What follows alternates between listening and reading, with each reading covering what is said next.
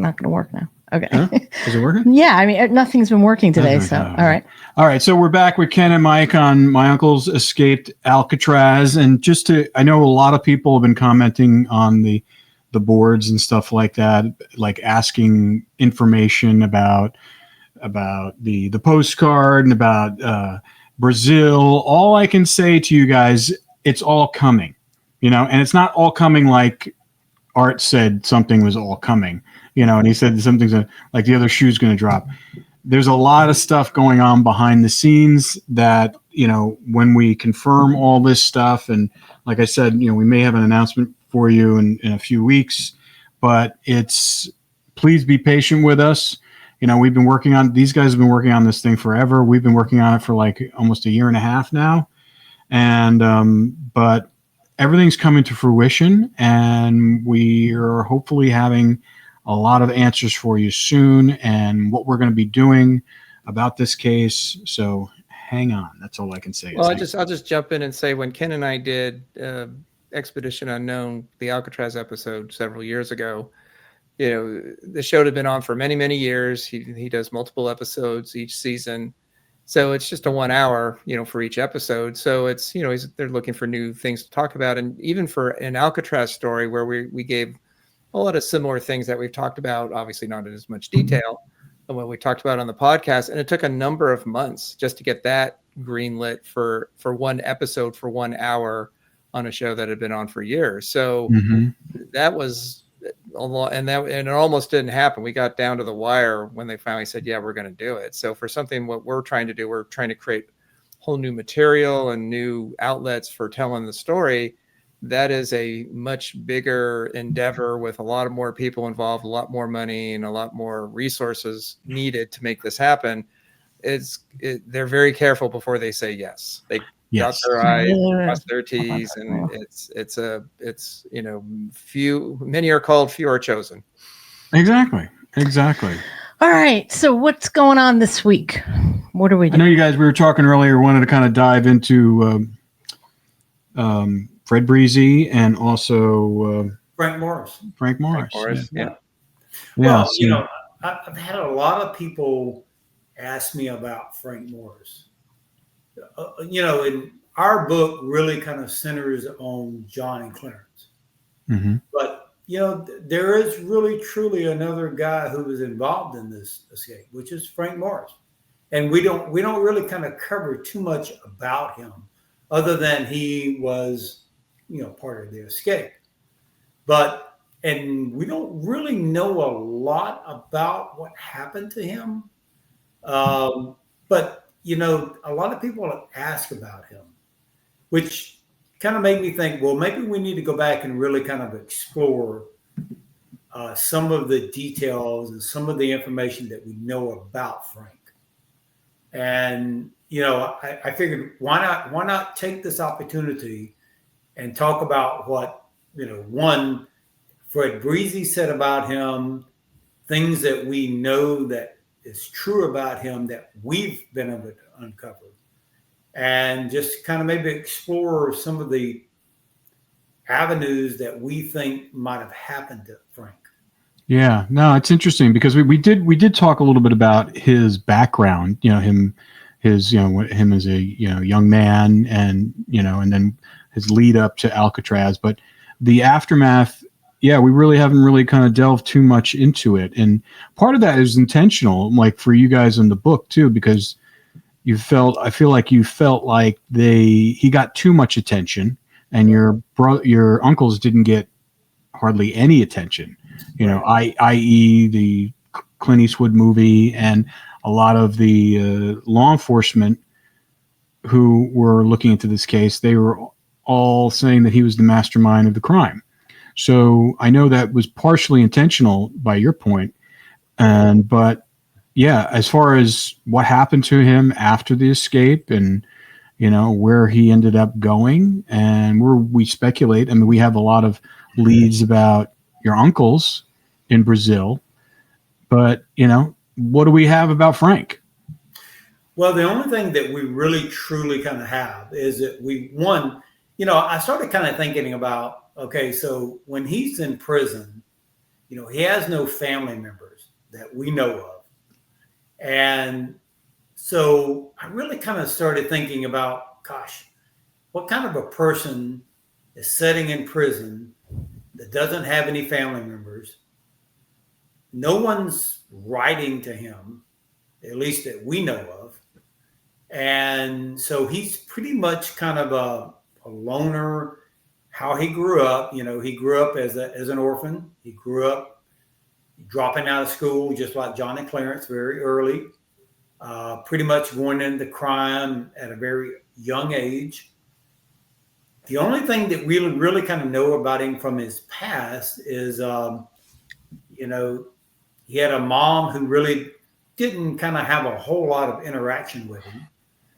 And so you really kind of think about when he's in Alcatraz, when they finally went to Alcatraz, John and Clarence came from a very large family. And so they were constantly getting letters, from when John was in Lewisburg, when he eventually went to Leavenworth.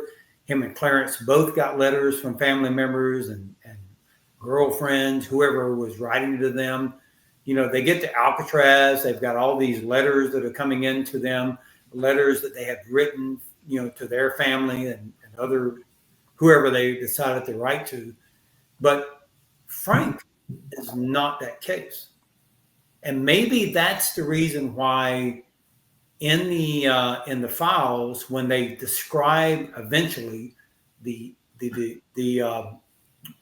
items that are in the pouch, they eventually come back and say that every item was related to the England brothers and nothing to Frank Morris, which kind of makes sense, right? Because if you don't have any family members, no one's really kind of writing to you. So if they were truly going to take all this information with them, there's nothing that Frank has that he's going to take with him because he doesn't have anything. Yeah. So, it's kind of a sad story to me because you're sitting in prison and you have no connection to the outside whatsoever. Mm. Yeah. Yeah. And, what we do know too is from the information that we've been able to uncover, none of the family members of John and Clarence ever visited them in Alcatraz. And as far as we know, nobody ever visited Frank Morris in Alcatraz. So none of them ever had visitors, which kind of goes back into the story that we've heard.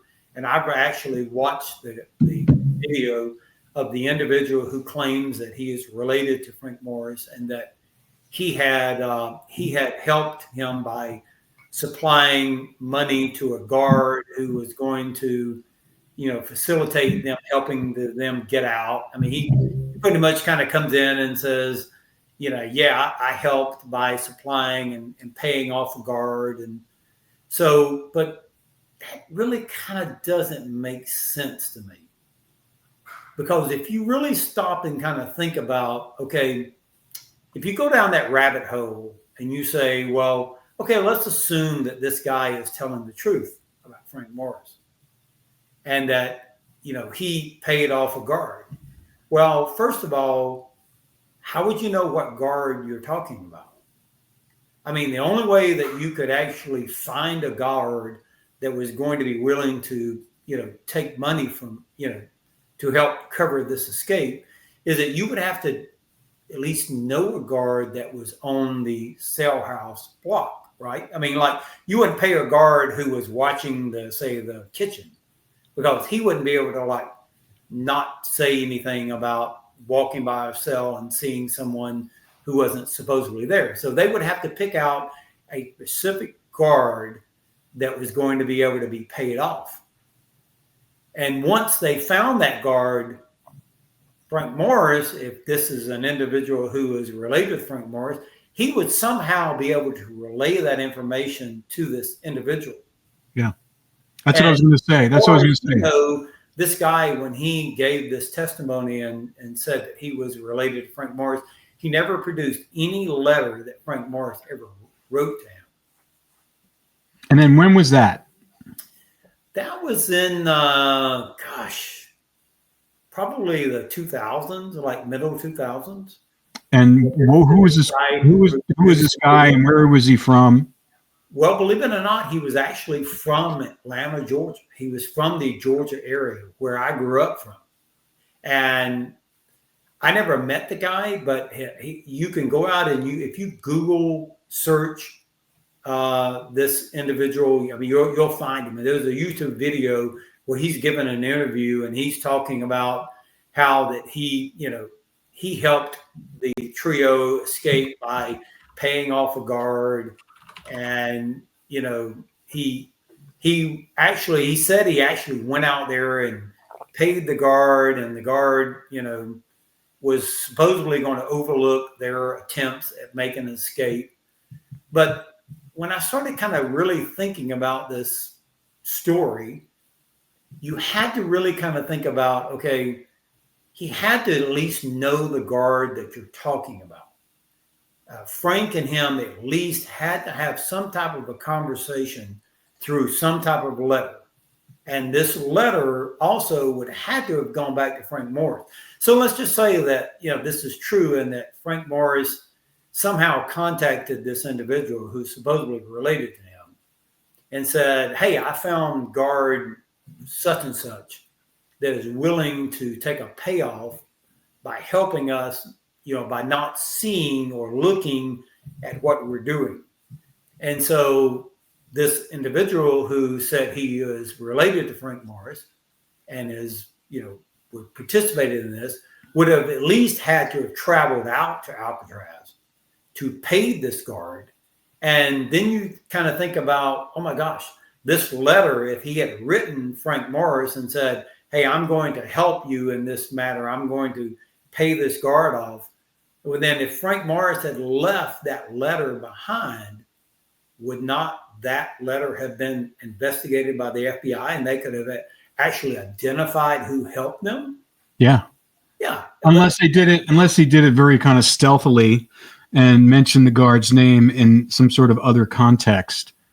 But, that's reaching. I mean, my question to you, to both of you, is like, how many guards actually lived on Alcatraz? Did they all just commute back and forth on the ferry, or were there a portion of them that lived on the island? Because I know they had, we knew that some people lived on that island. Some did. I'm not sure of the number who actually lived there. I don't believe that every guard lived there. I mean, they could travel back and forth. But again, if you were going to pick a guard, if you were a prisoner, Frank Morris, okay, since this is around Frank Morris, if you were going to pick a guard to trust, to go up to them and say, hey, we're going to plan an escape and we need your help and we're going to pay you for it. One, that's a very big risk. Because one, you don't know whether or not this guard is going to believe you or not. And two, this guard who is going to accept money from you has got to believe that, one, you're going to be faithful enough if you get caught not to turn them in. Because that's a big risk. I mean, you think about this guard who is, I don't care how much money you're going to offer him. If they had gotten caught, what's the chances that they would have turned the guard in? Of course. Yes, exactly. I mean, especially if you could get your sentence reduced. So that guard would have taken a great risk to himself and his family if he had participated in this. And how much money could he really have given him? From what this individual said on this YouTube video, and I never met the guy, I believe it was like $300. Now, $300? 62 was a lot of money. But still, not enough to spend your life in. If you get caught, you're going to go to Alcatraz. You're going to be in the prison, not guarding it. Can you imagine that you're a guard and you say, I'm not getting paid that much. I'm going to help this guy. But then you take a very big risk because what if this guy is caught? What if the trio doesn't make it and they get caught? Or what if there's something left behind that ties me to the escape, which undoubtedly it wasn't, because no guard was actually charged except the guy named Herman the German. Herman the German, which they didn't really kind of tie him to helping them in any way. They just charged him or fined him because he didn't do his check like he was supposed to have done that night. Yeah, I mean, Mike, I believe, Mike, didn't you tell me that he was suspended for like a month or something like that? 20 days for dereliction of duty, because he signed off that he had done the check, but he didn't have enough time. So yeah, I think it was just before midnight when he was going off shift. He was supposed to check him first. But he actually said in his recorded interview that he actually did do it. Didn't he? When we looked at it, his record. Yeah. He actually. No, he felt like they were framing him for it, blaming him for it. He said he completed the check that night, but he actually didn't. And oh my gosh, how many times have you been on a job and you say, this is a mundane type kind of check. I'm going to walk this hall. I know everybody's in their cell because everybody's been locked down. We did a check at 9:00. Everybody was there. No cell has been opened. And I can kind of understand. You go, I just check it off that I went down there. But, no door has been opened. No one was expecting anyone to escape that night. Yeah. Well, I mean, the likelihood most of the time when there are prison breaks like that, they usually do have help from the inside. So it's not unlikely that couldn't have happened. I just think it's very unlikely on Alcatraz because you had to be on. If he had no visitors and he's not communicating with this person via letter to find out and because they monitor all their communications, and unless they did it in some sort of secret code, I just find it highly suspect that this person paid $300 to bribe a guard to get out of one of the most notorious federal penitentiaries in the world. Well, they had inside help, but it was from Mickey Cohen. Exactly. Exactly. So they actually did have help, but like you said, so let's assume that Frank Morris decides, I'm going to write this guy in Georgia who is his supposedly uncle or some relation to him. So he would have had to written him a letter, which you would have thought when he was giving this interview, he would have produced this letter that came from Frank Morris, but he never did. And then at some point in time, this individual would have had it written back to Frank Morris, to say, hey, okay, I'm going to go meet this guard, and who is this guy's name? I mean, you just don't go out to San Francisco and go up to somebody and go, hey, are you the guard that I'm supposed to be paying off? Like that's ridiculous. I mean, somehow he had to have relayed that information. If it's true, and we all know that every mail coming in and out of Alcatraz was censored. Yeah. So any guard's name would have been picked up. I don't care how much code you might have used. You're not going to write a code to describe a guard that you don't know, that you're somehow supposed to go meet and pay off. That's going to and there again, it had to be a guard that was on the floor, right? So I mean, you can't pay a guard off who is, say, in the lunchroom that has no interaction with the prisoners, because what good is he going to do? Right. Doesn't make any sense. You had to have a guard that was going to be walking the floor that would pretend not to look at the cell that they were doing their work in. So there was only a handful of guards that would have been doing this. So, and if that's the case, then the FBI would have definitely honed in on these two, or whoever it was. Mike, what were you going to say?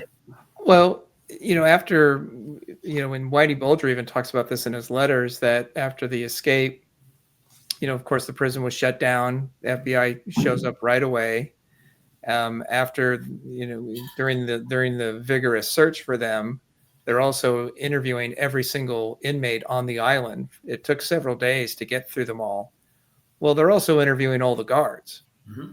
And as you said, oftentimes they have inside help, not inmate related. It's guard related. Whitey talks about in his letter when he was in Atlanta that a guard had provided some saw blades to try to help him with the escape, and he never gave the name up, and that's why he was sent to Alcatraz. So there was a guard that was involved.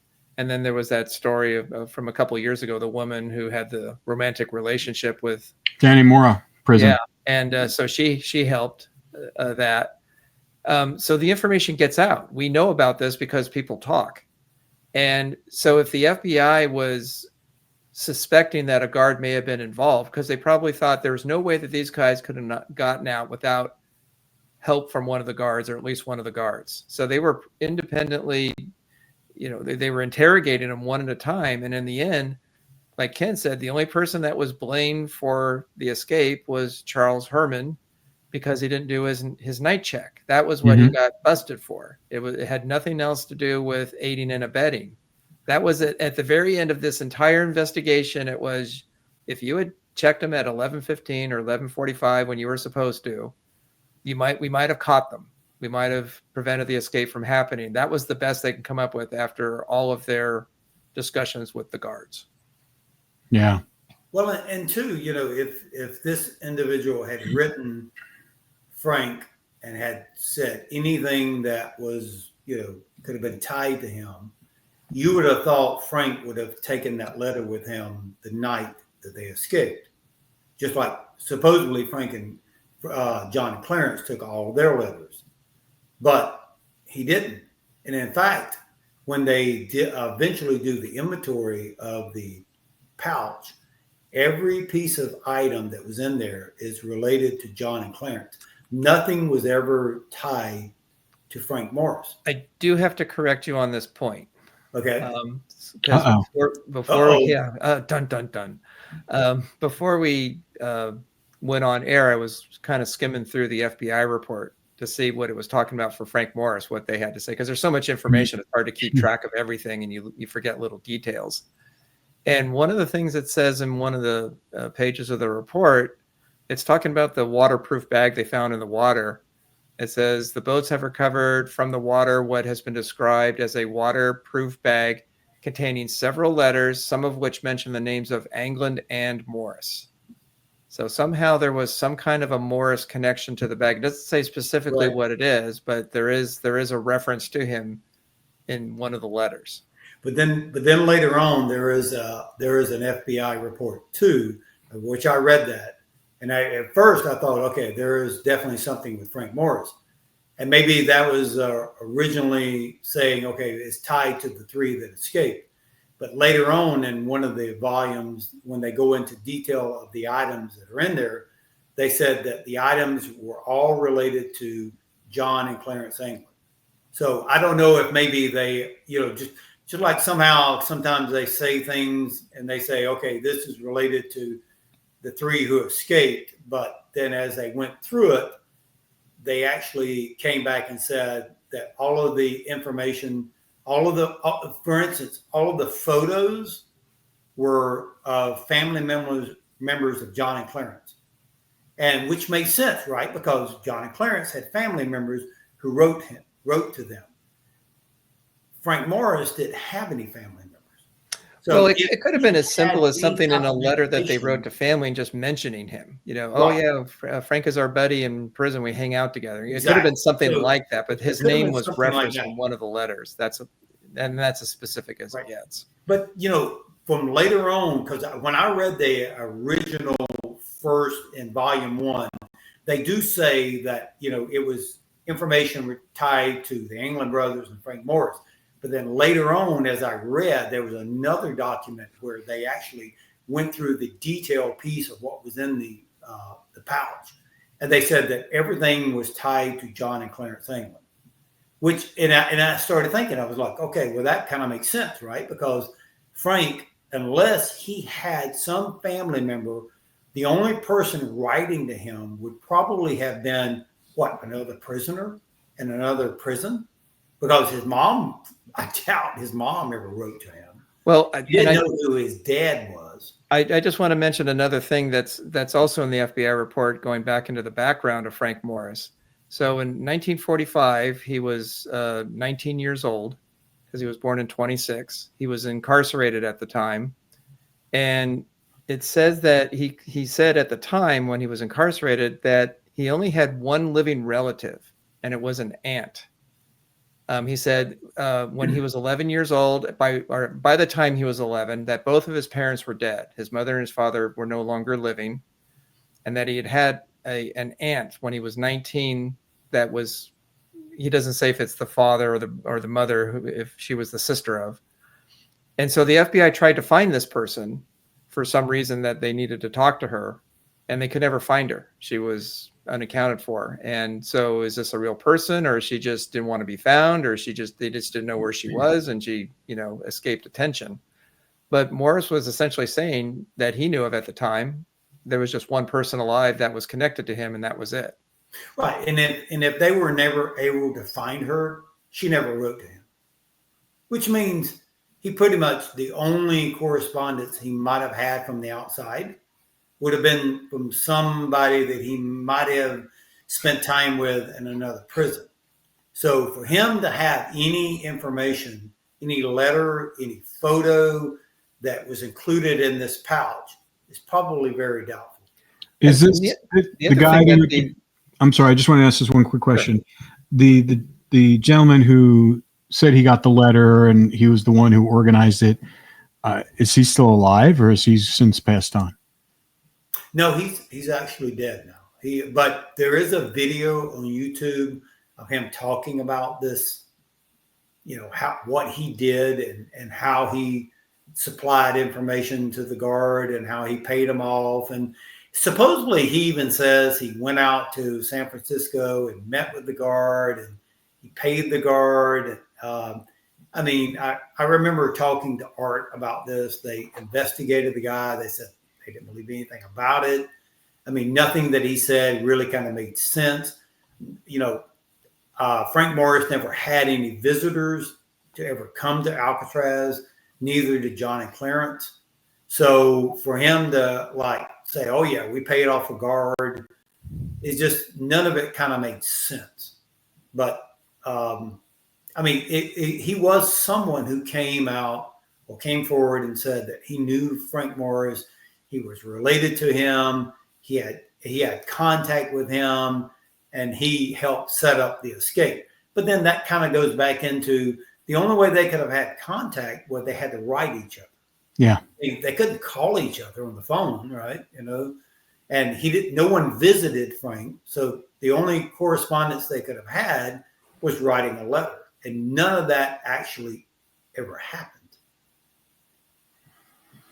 Yeah. The other way he could have tipped off, he could have communicated to the guard in question. And then that guard, when he was in San Francisco, could have reached out and contacted him that way.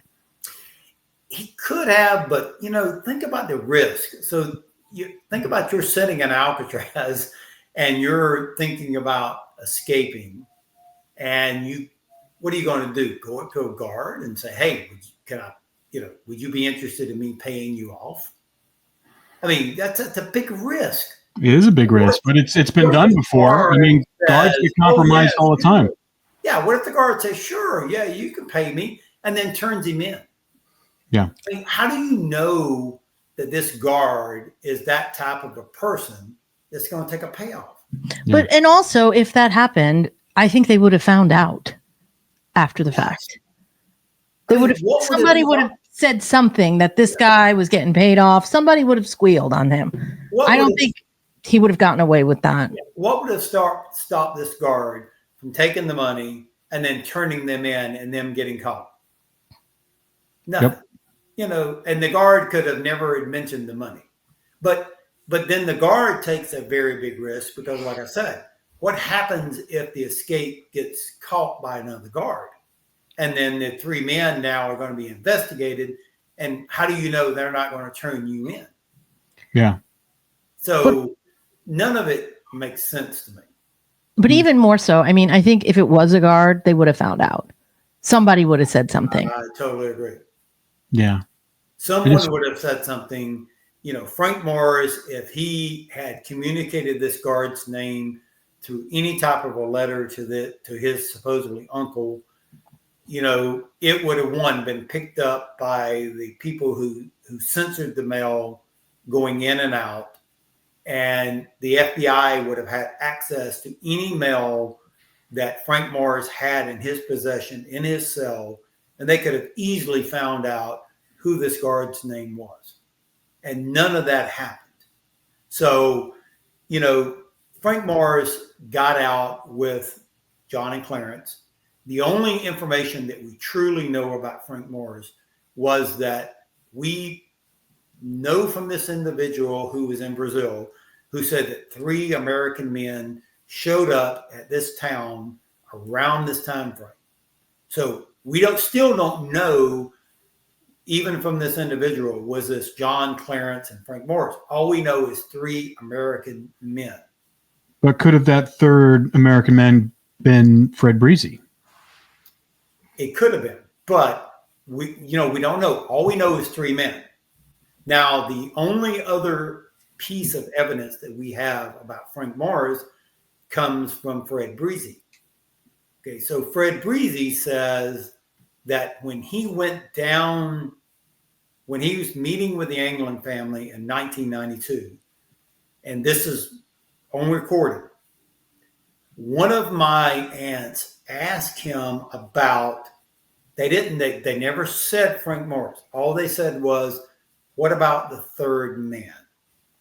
Which I'm assuming they're saying everyone knew there were 3 men who escaped. Mm-hmm. And so they asked about the third man. And Fred Breezy said there was another American man with them. And he said, I was never introduced to him, whether or not that's true or not. And so he also said that there was a woman with the individual. And he describes this woman as being very blonde. In fact, I think he even says how blonde, she was very, very blonde. And that he almost kind of gave the indication in his interview or his meeting with the Anglin family that he felt like she was actually kind of in charge.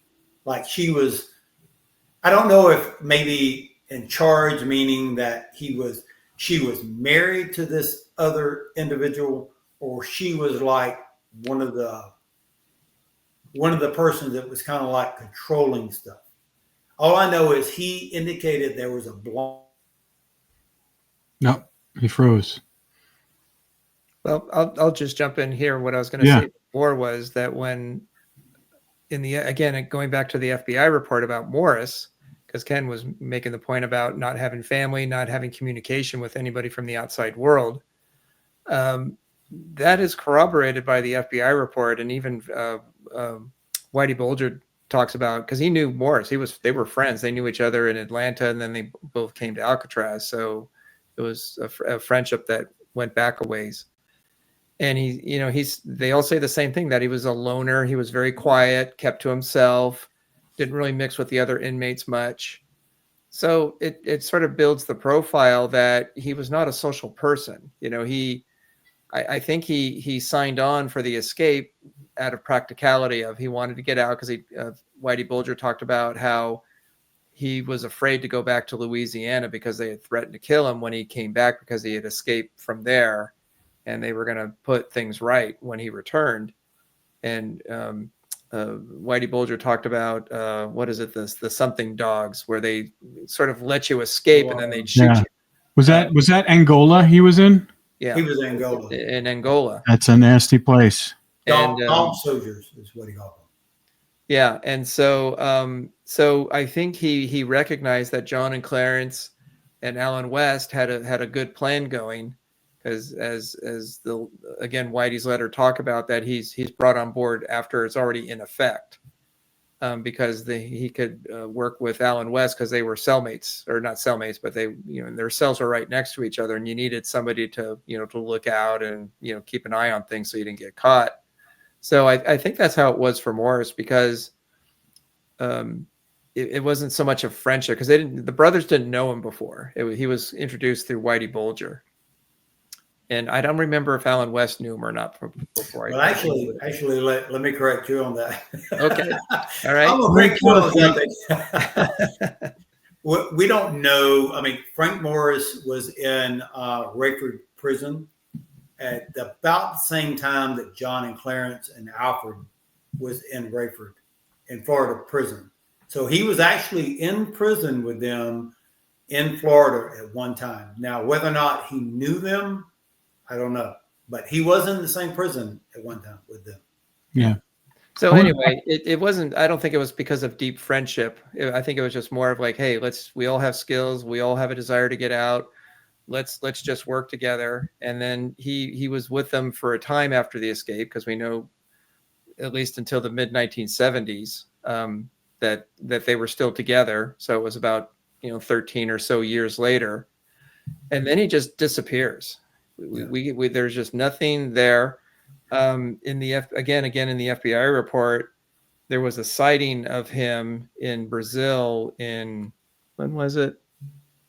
In 1964. So this was 2 years after the escape. There was, and there were other sightings in other places. There was one in New Orleans or there was one in Portland in 62 in June, several days after the escape, and another one in New Orleans in 1967, and then in Brazil in 64. Now, it doesn't mean it was him, but people claim that they thought it was him.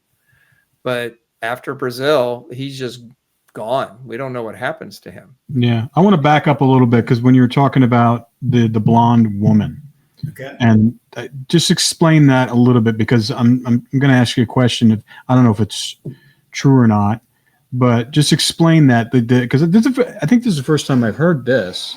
And maybe is it in the book about a blonde woman that was kind of? I think we originally might have put it in there, and then we had to take it out. But there again, we had so many pages. No, I know, but that's kind of having to take some of it out. And this is an interesting story. Yes. And Ken will make the connection about this woman and Morris. How it's a little circumstantial, but it does kind of connect to them. But anyway, I'll let Ken continue. Yeah. So, the first time we hear about this woman is from Fred Breezy. And it's when he's meeting with the England family. They're asking, of course, about, their brothers, John and Clarence. And at some point in time, like I said, one of the sisters on the tape asked about the third man, and Fred said, well, there was another American there with them, another American man, and there was this American woman that was with him, and he on the tape somehow, for some reason, even talks about how blonde she was. I don't know if she was like true blonde. In fact, I think he even said she was like a true blonde, which I don't know what that means, but maybe she was just very, very blonde. Maybe it wasn't like she had dyed her hair or something. Maybe it was natural. But anyway, he talks about this woman, and the way he describes her as someone who was like either in charge or was part of this group. And so I just remember it in the back of my brain. And then years later, as I'm doing my research, I happened to come across an affidavit that was recorded back in 1976, I believe it was. And the affidavit was there was an undercover FBI agent who was investigating this potential drug ring that was going on in the Tampa area. And they were tapping the phones of several of these people that were in this group. Fred Breezy happened to be one of the individuals that was in this group. And that's the reason why when I was doing the search, this came up, because I was looking for everything related to Fred Breezy. And when I first saw it, I was like, it's interesting. So I started kind of reading it. And it doesn't even really start off with Fred Breezy. It starts off with these other individuals. Is this thing you sent me, the state of Florida, Pellet, Richard Brainerd, Fred Breezy, Vicki Lyons? Yes, that's her. So as I'm reading this affidavit, they talk about Vicki Lyons, and they talk about her they really kind of honed in on her a lot, because she supposedly was making this phone call down to Colombia and she was talking to this guy named Carlos. The full name, I don't have it. I'm not looking at it. Actually, I am looking at it. Yeah. His full name was Carlos. I'm looking real quick. I just remembered now that there was a woman when Fred Breezy was talking about the photos to the family, that there was this very blonde woman. Is this the same woman then? Yes. So whenever and supposedly she was making this phone call down to this individual in Colombia. Well, I actually looked this guy up later on, and he was a pretty well-known drug kingpin in Colombia. And she was making this phone call down to him constantly. And they had recorded how many times she had made this phone call. And so... Is it Carlos Robinson? Is that it? That's it, Carlos Robinson. And so they even had her phone number that they had recorded that she was using when she made this phone call. Well, this is the same area that Fred Breezy and all of his cohorts used to fly down to. And that's where they would bring drugs back into Florida. So what you learned about this affidavit is, one, you think about when you hear about Fred Breezy, you almost kind of think about, when you tell the story that he's this individual that had this solo plane and he would fly down into South America. He would bring drugs back and, almost kind of like a small type criminal. But actually, from this affidavit, there were multiple planes. It wasn't just his.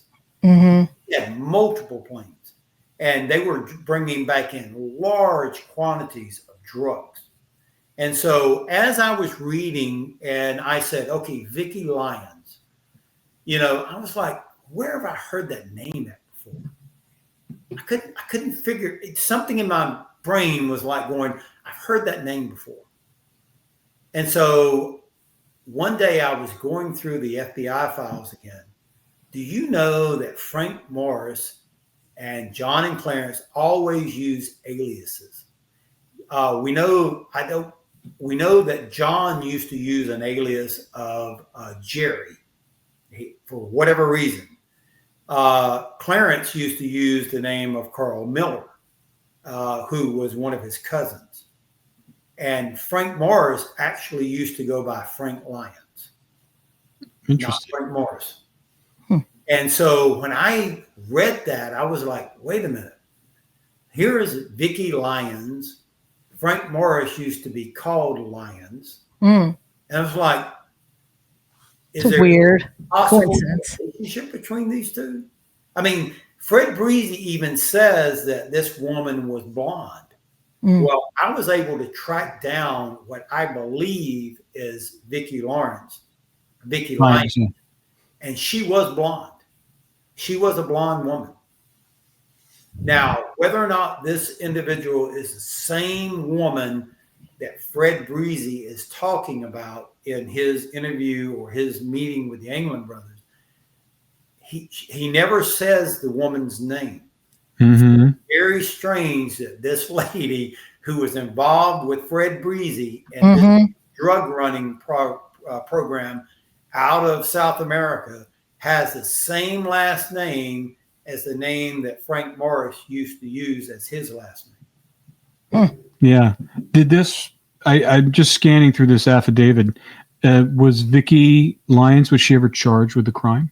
No. Okay, so then you go to look her up, you will not find any. You will not find any charges against her, nor do you find any charges against the other men that are listed in here. The only person that was ever charged was Fred Breezy. Yeah, I saw the news article. Yep. Yeah, the one that says, where is it? But in this affidavit, they not only list her name, but they list her address, her phone number, and who she was actually contacting in Colombia. Mm-hmm. I don't know whether or not anybody's ever done any research on these people. Why would they, though? Why would they? Somehow they're related to Fred Breezy Mm-hmm. drug running that was going on in South America. And Yeah. if that's true, somehow it's related to John and Clarence. Mm. It's interesting. Huh. It's a crazy connection. Yeah, it is. But the fact, it's a lot of, like I said, there's a lot of, you need a lot of string theory here to kind of put this one together. Put them all here. But that whole picture of there being this very blonde woman down there, I remember that. Yes. So, to me, I'm not saying that this is the same lady. All I'm saying is this lady is blonde. The lady that was down with Frank Morris in Brazil was blonde, according to Fred Breezy. And she happens to have the same last name as a name that Frank Morris used to use. Mm-hmm. I mean, is that coincidence? Yeah. You tell me. Now, in this article, saying 600 pounds of marijuana to be destroyed and 6 jailed, it says the people, it was like there was Thomas Kenneth Wagner. Yep. There was Fred Breezy. Yep. Richard Charles Brainerd. Who else? There's a list of like 2, but her name is Darwin Aldous Sauls. Maybe she was an informant. Thomas O'Neill. Jonathan Barley Smith. But yeah, her name's not in this. This was not a small group. This wasn't a Fred Breezy flying down to Colombia by himself, going to meet some drug person, grabbing a few, pounds of marijuana and flying it back into Tampa. This was a huge organization that was going on. Right. Yeah. And of course, why wouldn't he want the Englund brothers? He trusted them. He knew them. Yes. Why wouldn't he have suggested that to Mickey Cohen and say, hey, these guys are good. They'll do it for you. They'll be loyal to you. Well, it makes sense. Yes. And like I said, I did a Google search on that Carlos Robinson, and there really is a person. He's no longer alive, but he does have relatives in Colombia with that same name. His name is listed in Colombia. Yeah. And he was considered a drug. He was considered to be a drug lord type kind of person in Colombia. Now, how all of this relates to Frank Morris, because I know we're talking about Frank Morris. Yeah. But my connection with this was when I read her last name, and then I read the names that Frank Morris used to use. He used to go by Frank Lyons. Yeah, I mean, that's not a common, why would you pick that name? That is really crazy that this lady who Fred Breezy said was down there with Frank and was with Frank. She was down there. I mean, he even said she was with Frank or with the third man. He never said Frank Morris. Now, what do you mean with? Like just standing side by side, or there was like a romantic kind of connection? He never said. All he said was there was a third individual with a lady that was from America also. When you first said that, the first thing that came to mind was Candy Bar, but obviously it's not her. No. So no, but I remember the story. I still believe it's this Vicky Lyons. I remember this too, and also there was no photo of her. No. Right, well, which is interesting. I brought up the transcript of the Fred Breezy recording he did with the family, and there definitely read it. There are several references. It says there was another American woman down there with them that was never introduced to me. Now, it could have been the other man's wife or girlfriend or whatever. I don't know, but maybe I shouldn't say. So that's one point. Somebody says something that you can't hear because there's a lot of crosstalk that happens during the recording. And Fred says he didn't ask. So we don't quite know what that means. Another time, let's see, it says the three of us sitting at the table on the sidewalk, cafe type of deal. We had an interpreter with us, and he had a woman with him.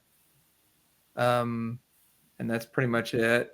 And then he says the picture that I took, well, Jerry took it, and I was standing by the telephone booth talking. Oh, that's John's wife. That's another. It just says I'm talking to a woman. And he says this woman, like I said, she's a blonde. Blonde. And then somebody says, of course, and says, no, she's not dyed blonde. She's not a bottle blonde. She's true blonde. Yeah. Right. And then he goes on to say, I would say, about 57.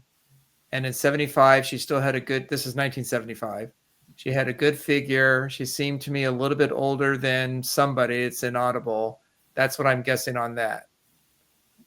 And then the last thing he says is, and I think the blonde woman is either the sister or girlfriend, wife or something. Yeah. So Dolly is related. Mm-hmm. Interesting. And interesting that she's a true blonde. That, you know, I mean, there may be a lot of blonde people down in Brazil, but he did say that she was an American. Oh, okay. So that clarifies that. American woman. And she was with this third guy. And interesting. And then you sent me that picture of that woman. Now, I'm not sure if that is the same woman when I did a search for Vicki Lyons, that's what came up. And she was from Florida. Mm-hmm. Yeah. At least died in Florida. I'm not sure that's the exact same woman. Mm-hmm. Interesting, though, that, like I said, in the affidavit, which is what I was kind of keying off of, the woman described in here is Vicki Lyons, which is the same name that Frank Morris used as an alias. Yeah. How old was she? How old? Because here in the little bio, she was only born. The lady that I took the picture of was born in 1950, which, you know, she would have been old enough to have been down in Brazil in 1975. But she would have been young. Well, yeah, in 68 she graduated younger than Frank Morris. Yeah, and she was in 68. She graduated high school, Huntington High School in Florida. I don't think that's her. If that is the same woman, and she is blonde, I mean, you can look at her, she was blonde.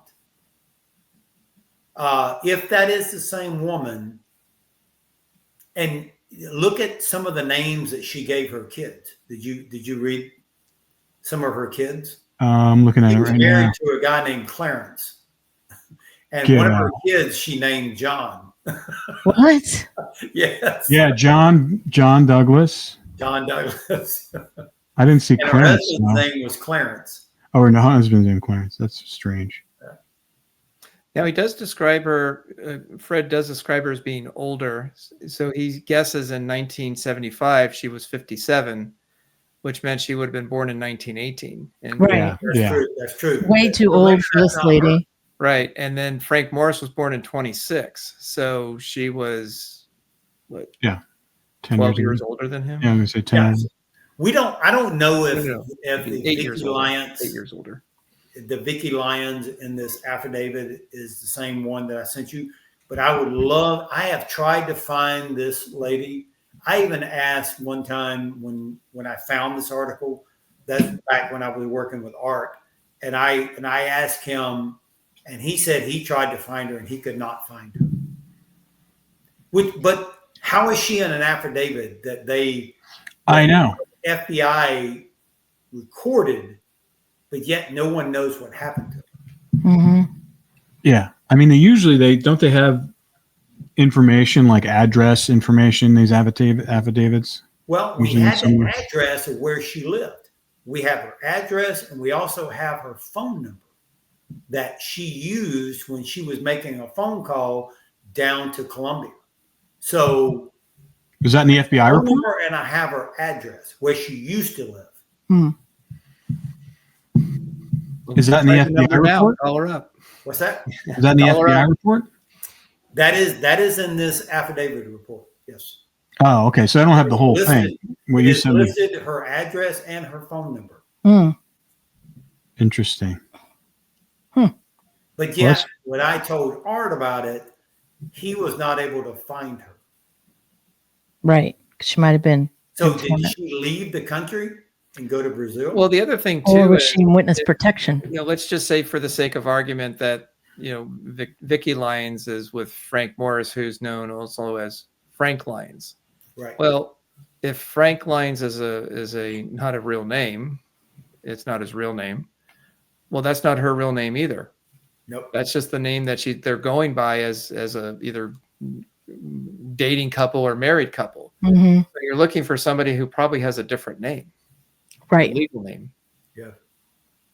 Well, undoubtedly, the name that she used was they were able. Whoever was writing this affidavit, and I believe he's listed at the very top. He's the one who does the investigation, and he was able to find her and her address. So her address was listed up under her name, and her phone number was listed up under Vicky Lyons. So she was using that name and had undoubtedly got a phone number and an address using that name. And when she made those calls down to Colombia, to Carlos Robertson, they recorded her calling this individual. Interesting. What's interesting, though, is she's not listed as one of the 6 people that were charged. No. But she's in the affidavit. Right, which is why I was thinking maybe she was an informant, or if she was... She flipped on them? She flipped on them? Either that or maybe she left the country. Mm-hmm. They would have found her. They would have still charged her, though. Right. They could have charged her if they found her. No, I mean, they could say that, they could still list her. List her as in the charge and said that she fled the country. Interesting. The blonde. It's always the blonde. To me, though, you have a connection. You have a connection down to Colombia. You can act. There are actually relatives of this Carlos Robertson still alive. If you do a Google search on him, you will find him in his. I mean, when I did a Google search on him, his family is listed in Colombia. Oh, maybe they're still in the family business. You never know.